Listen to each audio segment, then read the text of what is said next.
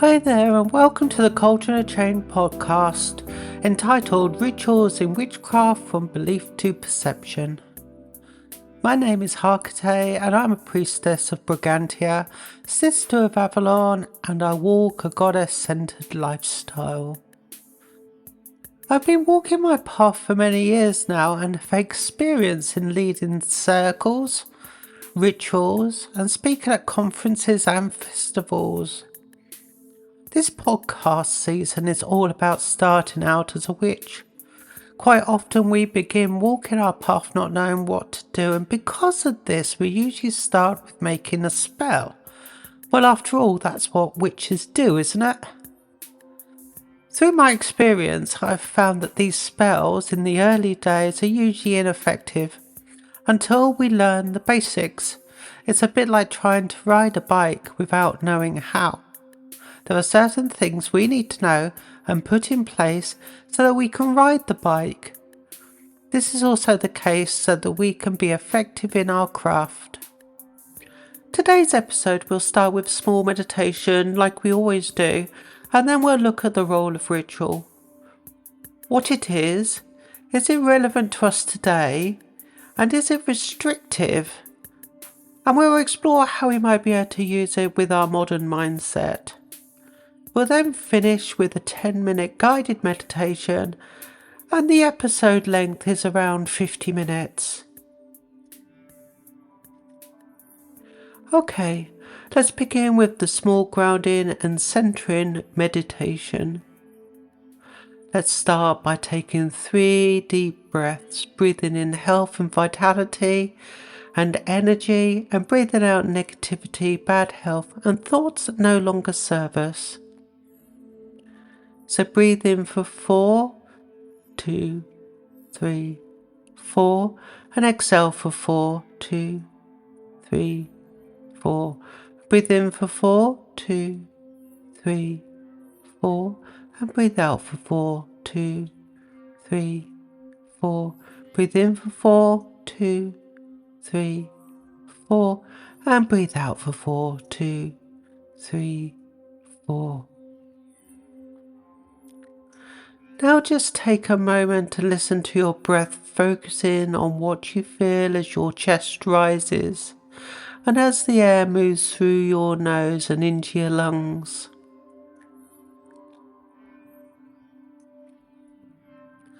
Relax your shoulders, your neck, your arms, and your legs.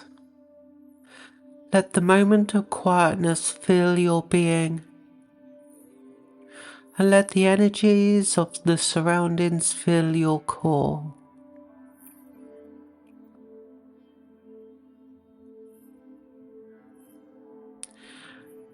Now focus on what you hear and smell around you.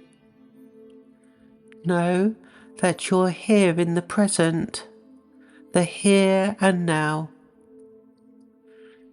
Know that you're safe, and that you're comfortable, and that you're ready to receive. So to finish, we're just going to take 3 deep breaths. Breathe in 4, 2, 3, 4, and exhale for 4, 2, 3, 4.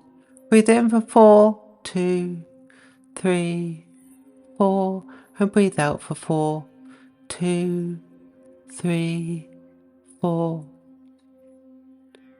Now gently open your eyes and we'll get started.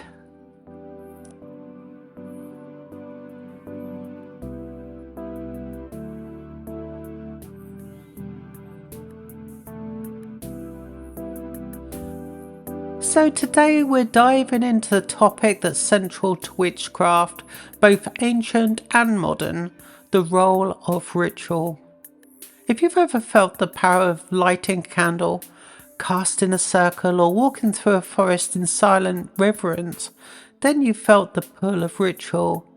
It's more than just routine or habit.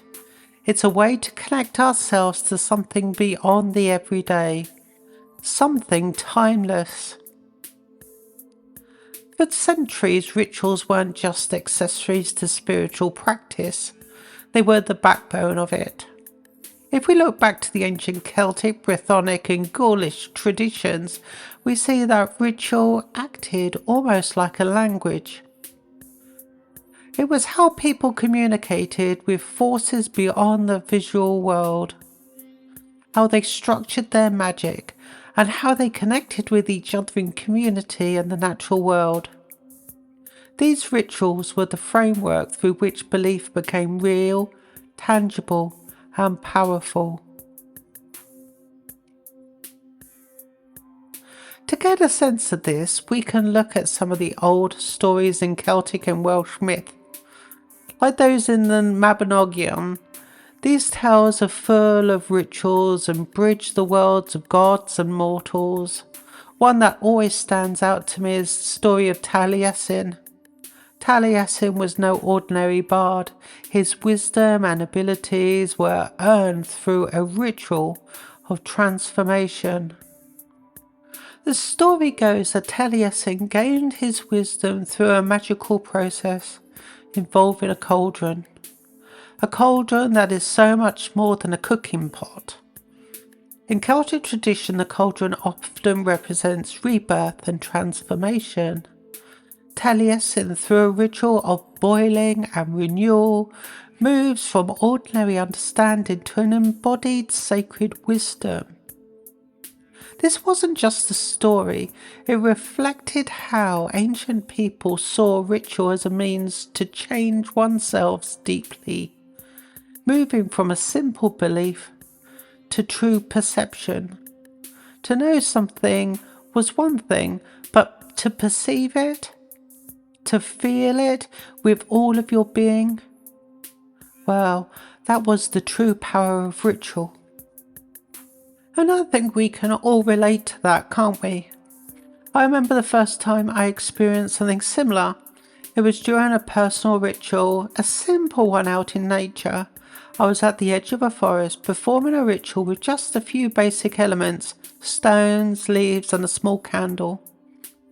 I started with the intention of seeking guidance, but as I moved through each part of the ritual, lighting the candle, arranging the stones, I could feel a shift happening inside me. I wasn't just hoping or believing that I'd find guidance, I was perceiving the connection. In that moment, I could feel that I was part of something larger. That's what ritual does. It grounds us, makes our beliefs something we can touch and feel. And for the ancient Celts and Britons, this was essential. It's why so many of their stories emphasize rituals as a bridge between the worlds. Ritual wasn't just about achieving a certain outcome, it was about fully stepping into the experience, letting it transform your perception of the world and yourself. These ancient rituals remind us that at its core, witchcraft isn't just about spells or symbols. It's about creating that change, that moment where belief becomes perception. In the Mabinogion, we see this same thing with the character Rhiannon, when she is falsely accused and punished. Her path to clearing her name isn't just about proving her innocence, it involves a ritualized penance, a repeated act of carrying guests on her back. This wasn't just a punishment, it was a way for her to transform, to embody resilience, loyalty, and connection to her people. It was through this ritual that her experience of truth and justice became something more than a belief. It became her lived reality. These stories are why I feel so connected to the idea of ritual. Knowing that ancient people used ritual to transform their understanding, to move from belief to perception, has deepened my approach to magic. It's why I make space for ritual in my own practice, because I felt firsthand how it grounds me, making my intentions real in ways that belief alone never could.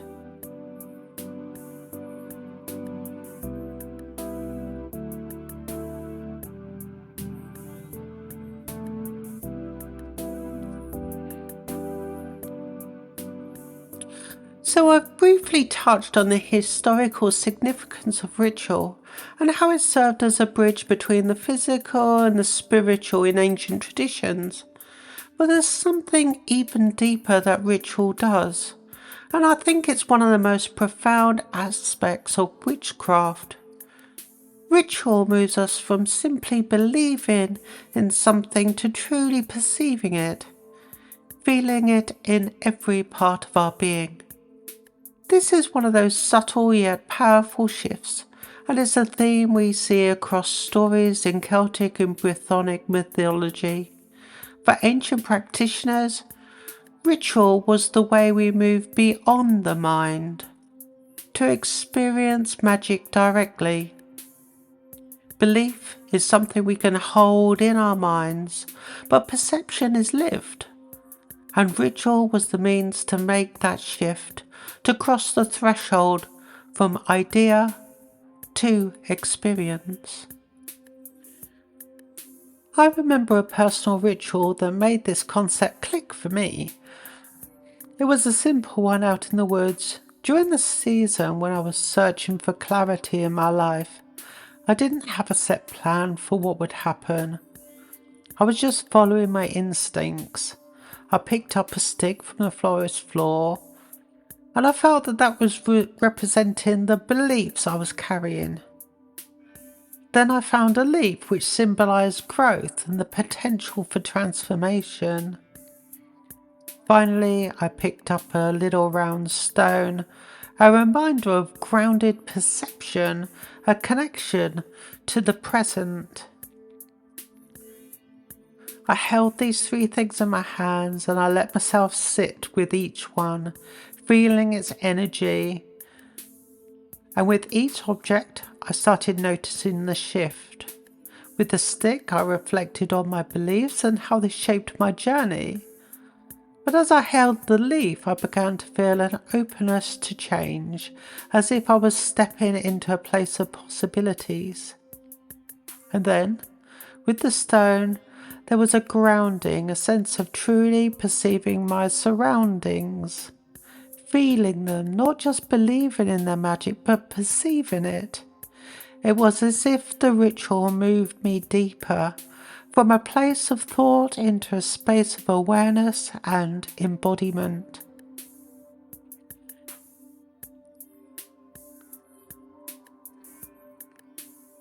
It's for fuck's sake.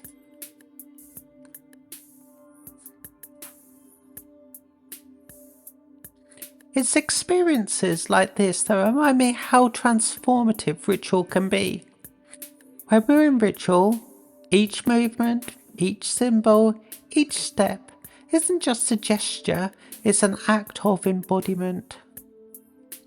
Rituals, especially the ancient ones, teach us that the world of spirit and the world of senses aren't separate.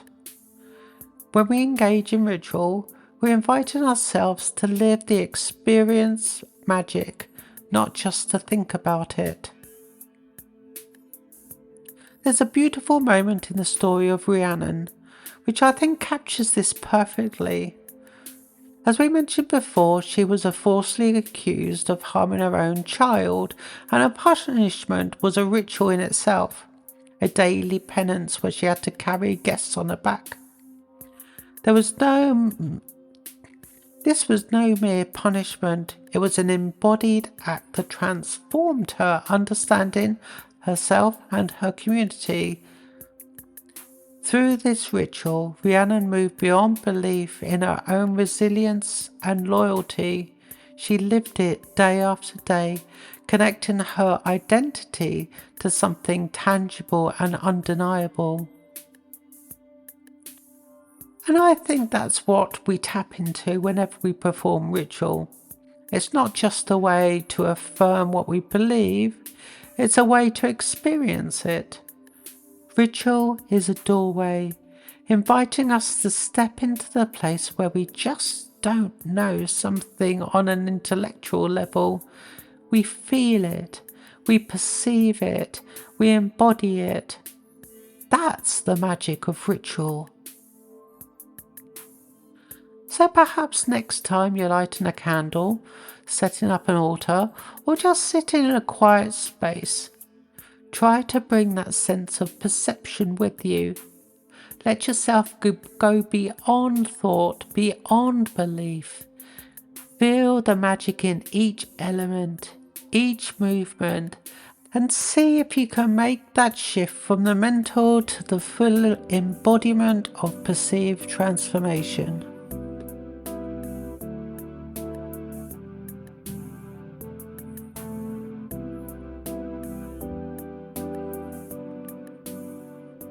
So far, we've been exploring the traditional roles of ritual in witchcraft, focusing on how ancient practices help move practitioners from simple belief to an active embodied perception. But as we move on into the modern age, we see a shift. Some practitioners are choosing to place less emphasis on structured rituals and more on the power of intention itself.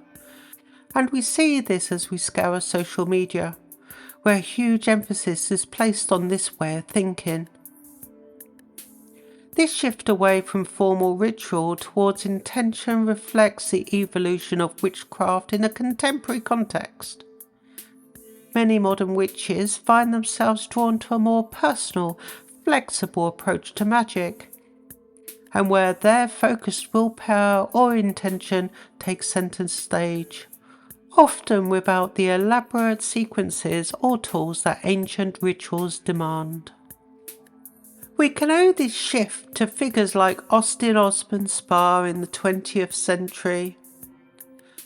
Spare was an eccentric artist and occultist who believed in the true power of magic lay not in elaborate ritual, but in something much simpler, our own personal will. He introduced what he called sigil magic, a practice where you distill a desire into a single symbol and empower it with pure intention. No tools, no set rituals, just the focus that will make it real. Robert Graves also had a profound impact on modern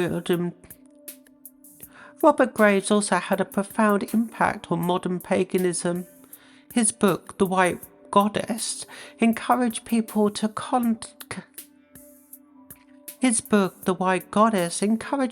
connect with the divine and nature through personal myth and poetry rather than through ritual formality.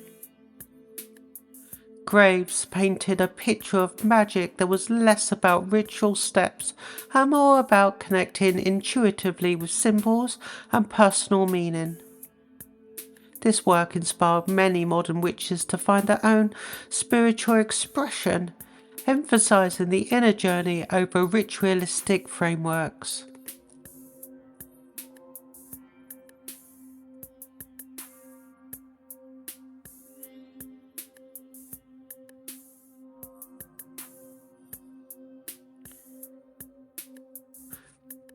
I remember when I first encountered this approach, and it completely changed the way I thought about my own practice. There was a time when I tried setting up a formal ritual for every full moon with specific tools and steps. But as I read more about intention-focused practices, there was a time when I tried setting up formal ritual for every moon with specific tools and steps. But as I read more about intention-focused practices, I decided to experiment. So one evening, instead of setting up my usual altar, I simply sat by the window under the moonlight, closed my eyes, and let my intention flow. No tools, no ritual, just a quiet inner focus. and I could feel something powerful happening, a direct connection with the energy around me. But even though that moment was powerful, I also felt like something was missing. There was a sense of freedom in it, but I realised that without ritual, I sometimes struggled to fully ground my intentions. This is where the beauty of adaptive ritual comes in, a modern practice that blends intention with elements of traditional ritual, allowing each practitioner to create something that's both personal and deeply rooted. Adaptive ritual is like a bridge between the structure of ancient rituals and the freedom of intention. It allows us to carry forward the symbols, elements, and sequences from traditional practice, but in a way that we can mould to fit our own unique needs. For instance, some modern witches might cast a circle and call the elements, but personalise their invocations or replace certain tools with symbols that resonate more personally. In one of my own adaptive rituals, I combined a traditional circle casting with a very personal approach. I used stones and leaves from my favourite forest instead of a standard altar setup, and instead of a formal invocation, I simply spoke from my heart, expressing my intentions in my own words. It was grounding and freeing at the same time, as though I was anchored in something ancient, but allowed to shape it into my own needs. This blending of our intentions and ritual gives us the best of both worlds. It allows us to feel the freedom of pure intention, like Spartan Graves encourage, whilst also experience the depth and grounding that ritual brings.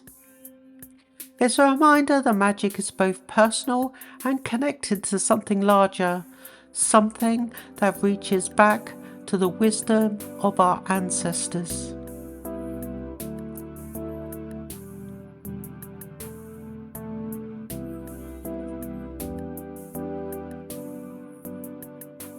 I'm sure you've noticed that one of the recurring themes through this episode is that of transformation.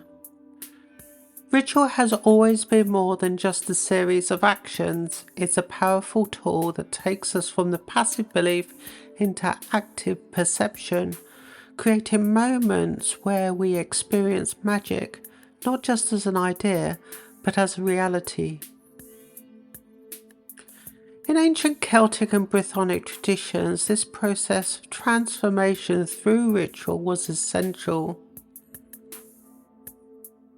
Stories from the Mabinogi show characters like Rhiannon who go through ritualized experience that changed them profoundly. Rhiannon's journey, for instance, is marked by trials that forced her to embody resilience, loyalty, and grace. Her ritualized penance wasn't just a punishment. It was a process that transformed her perception, shaping her understanding of justice, community, and her own strength. But this isn't just an ancient concept. The idea of ritual as a means of transformation remains powerful in modern witchcraft today. When we engage in ritual, we're not just going through the motions. We're inviting ourselves to cross a threshold from everyday awareness into the more heightened, perceptive state. Each element, the lighting of a candle, the drawing of a circle, the gathering of natural objects, grounds our intentions and allows it to unfold as an experience. For me, it's a kind of journey in and of itself, with every part of the preparation a step that we take to prepare, to connect, to focus our intentions. These steps are all part of the ritual, all leading to a firm perception and embodiment of intention during the final phase of ritual. I can think of moments in my own practice where I felt this transformation happening. The moment that stands out the most and is still living and transforming me is the one that happened at the White Springs in Glastonbury. I mentioned it in my last podcast episode entitled The Veil, so I won't say too much about it now. But I actually had nothing prepared as a ritual other than taking heather as offerings to the gods and the goddesses and spend a little time with them with an open heart and an open mind. This early preparation was the beginning of ritual and the setting of intentions.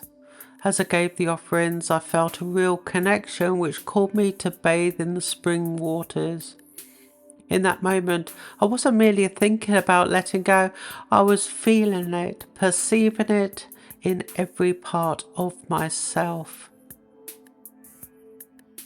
That's the unique power of ritual. It takes what could remain abstract and makes it tangible, physical, and deeply personal. Transformation through ritual doesn't happen in our minds alone. It happens through our senses, our emotions, and our connection to the world around us. This is how ritual moves us from belief, something we hold internally, to perception, something we live and experience directly. Many modern witches have found that even simple rituals can create this transformative effect. Lighting a candle with focused intention, gathering elements from nature, or saying words of release or invocation, all of these actions invite us into a state of perception. They allow us to step beyond belief and to feel the connection directly, turning magic into something we experience, not just something we hope for. And as we continue exploring the role of ritual, we see that the transformation is at its heart. Whether we're performing an elaborate seasonal rite or a quiet solitary ritual, each action grounds us, moves us closer to an experience of magic that's real, that's felt, and that stays with us long after the ritual is complete.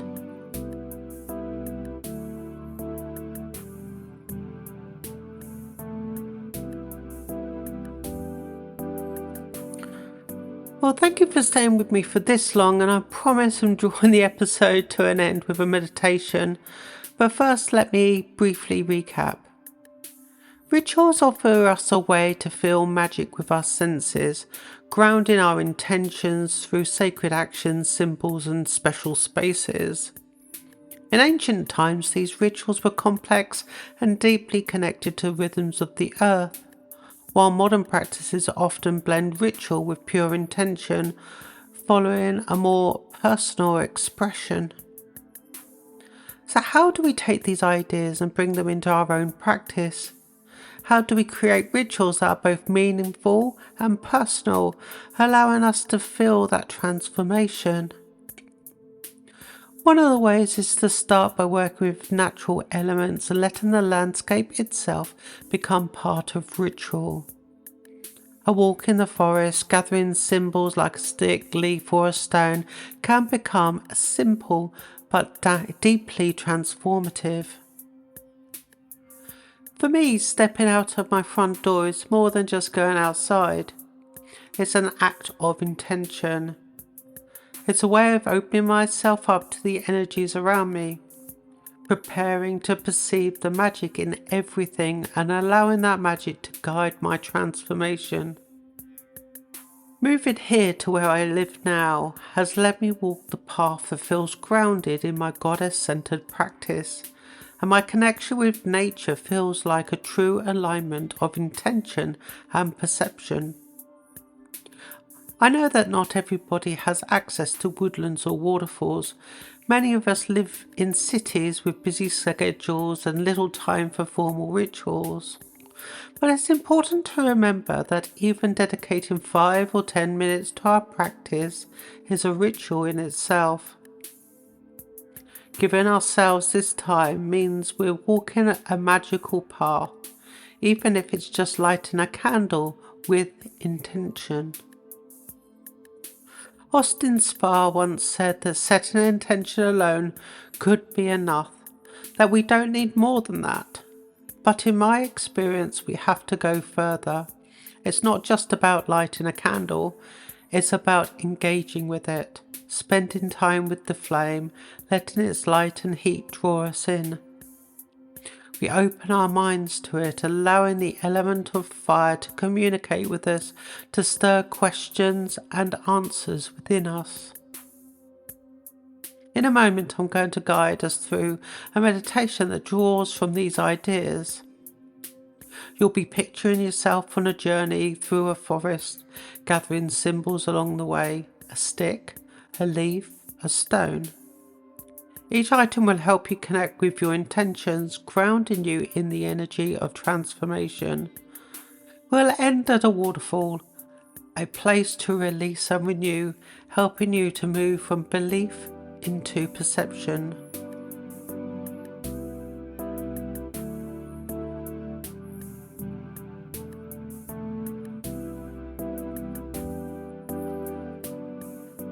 So if you're ready, find a comfortable position, lying on the floor or sitting upright with your back straight. You also might like to light a candle or incense, setting your intentions as you do so. And then when you're ready, close your eyes and let's step into this journey together.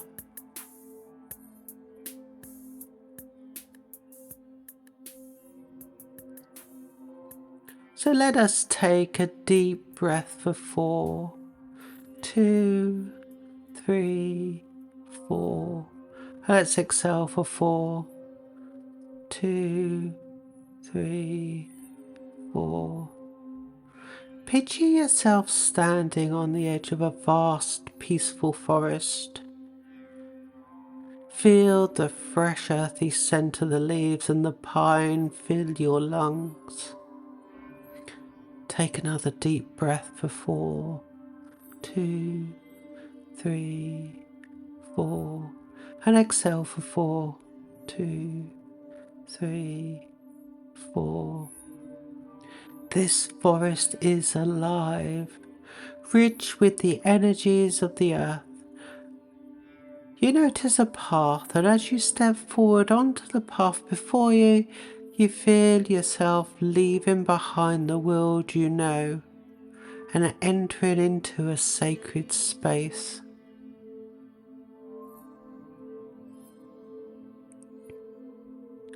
As you walk along this forest path, take another deep breath for 4, 2, 3, 4. And let go of any thoughts or distractions. Feel each step grounding you, connecting you with the life around you. Notice the trees, their branches stretching high above you, and the soft sound of the wind rustling through the leaves.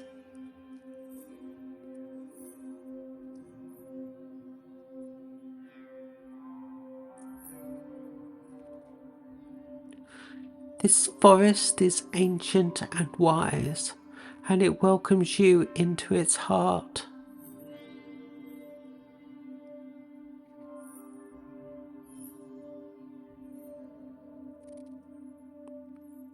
Along the path you see a stick lying across the trail, and you feel drawn to it, sensing that it holds a message for you.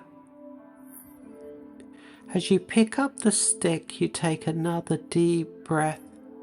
2, 3, 4, and you realize it represents your beliefs, the values, ideas, and the intentions you carry with you.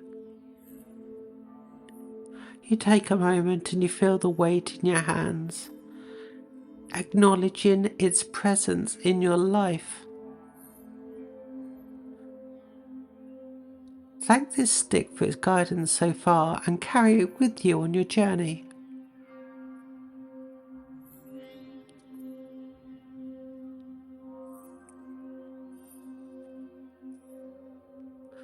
You continue along the path and soon you see a leaf drifting down. Its colour is green and it's really light, and it lands gently at your feet. You take a deep breath for 4, 2, 3, 4, and you feel this leaf represents growth, the potential within you to change and transform. You pick it up and you feel its softness and life within it.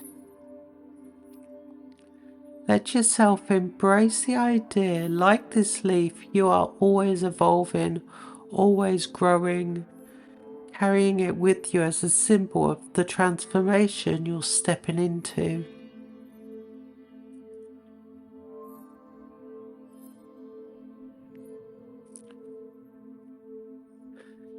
Further down the path you notice a small, smooth stone resting beside the trail. As you pick it up, you feel its cool weight in your hand and you take another deep breath for 4, 2, 3, 4. This stone represents perception, a grounded, clear connection to the present moment. It is here to remind you of the importance of seeing and feeling, not just believing. Carry the stone with you, letting it guide you to a place of direct perception.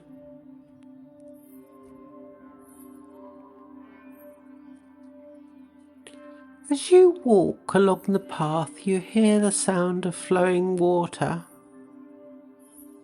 The path soon opens and you find yourself standing before a waterfall, cascading over smooth rocks and filling the air with a soft mist. This waterfall is your destination. This is your altar, a place of transformation and release. Approach it slowly and reverently, feeling its energy and its strength.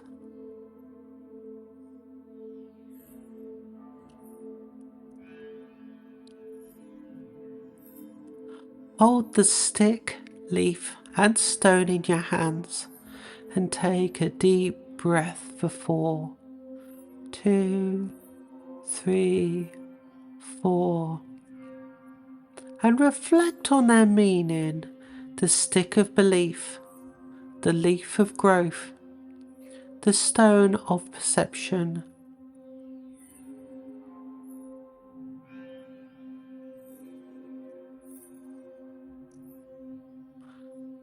And now, one by one, hold each item up to the waterfall, letting the water flow over it.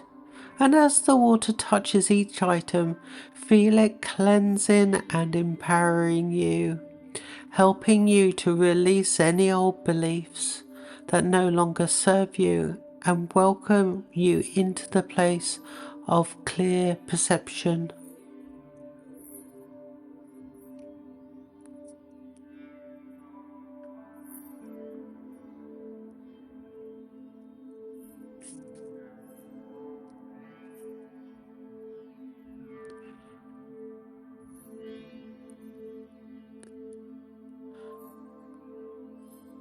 Now walk to the edge of the waterfall and place each item gently in at the water's edge.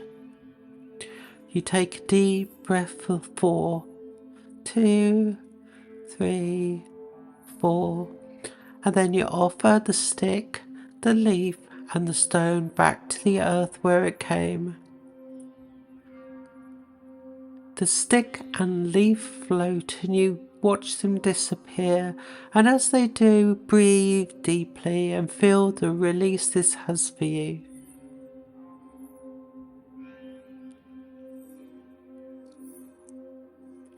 You now look back to the waterfall, letting its energies wash over you. Breathe deeply for 4, 2, 3, 4. Feel the shift inside you, a sense of clarity, as though you are stepping into a new way of seeing, a new way of being.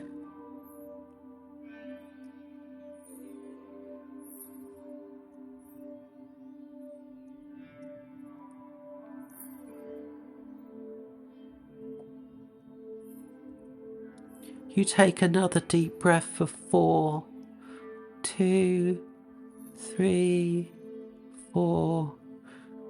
And with the feeling of gratitude for your journey you've just taken, begin to step away from the waterfall, retracing your paths back through the forest.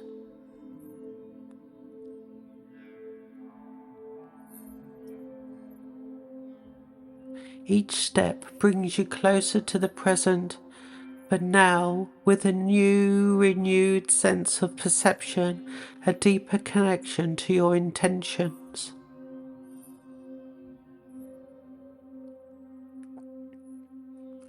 As you come back to where your journey began, take a moment to notice how you feel.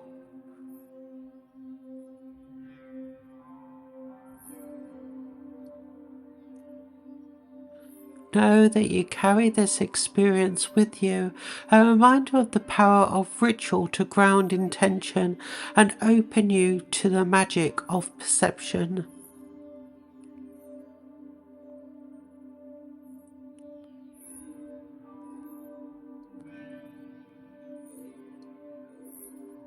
We're now going to take 3 deep breaths. Breathe in for 4, 2, 3, 4, and exhale for 4, 2, 3, 4. Breathe in for 4, 2, 3, 4, and exhale for 4, 2, 3, 4, and breathe in for 4, 2, 3, 4, and exhale for 4, 2, 3, 4. Brilliant. Now wiggle your fingers and your toes. Roll your shoulders. Sit up if you're lying on the floor and open your eyes. Take another deep breath and let the peace of this journey stay with you, guiding you as you continue along your own personal path.